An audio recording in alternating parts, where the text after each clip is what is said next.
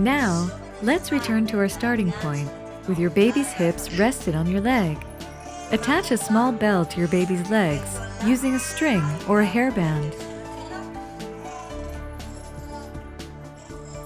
Patiently allow your baby the time to reach out their arm towards their foot so they can play with the bells.